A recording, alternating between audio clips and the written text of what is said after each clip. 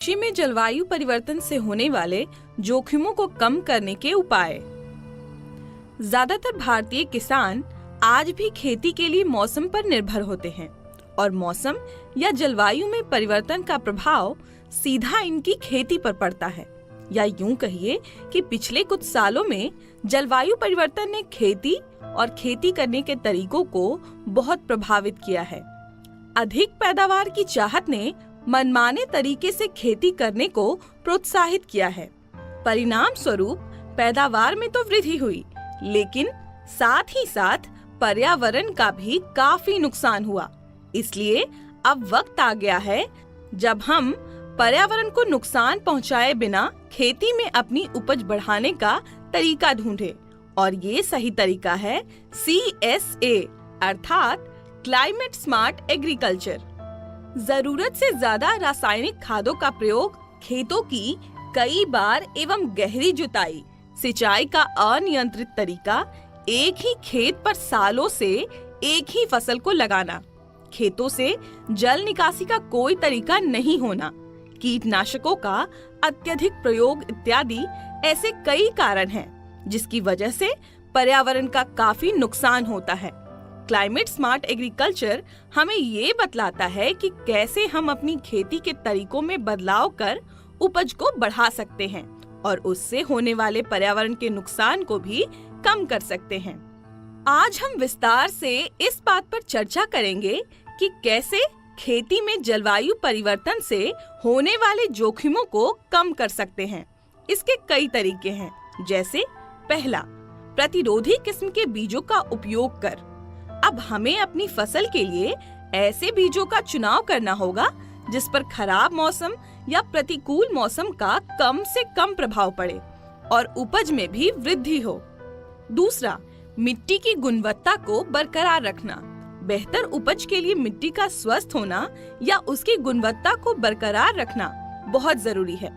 ऐसा करने के लिए आपको अपने खेतों की सीमित अथवा कम से कम जुताई करनी होगी। पिछली फसल के अवशेषों जैसे पराली को नहीं जलाना तथा खेतों में ही सड़ने के लिए छोड़ देना होगा। जमीन को कभी भी परती या खाली नहीं छोड़ना। जमीन को खाली छोड़ने से मिट्टी का कटाव ज्यादा होता है। इसके अलावा मल्चिंग करने के लिए जैविक तत्व जैसे घास, पुआल इत्यादि का ज्यादा प्रयोग करना। तीसरा, फसल चक्र में सुधार करना।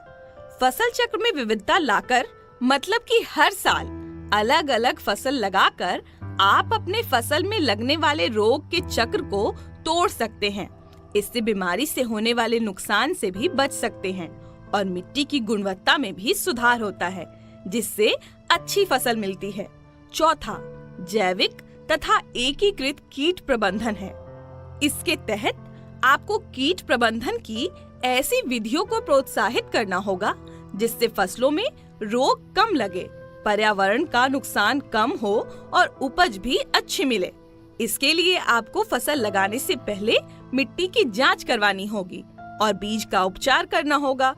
खरपतवार नियंत्रण करना होगा, ट्रैप प्लांट और फेरोमोन ट्रैप इत्यादि का प्रयोग करना होगा।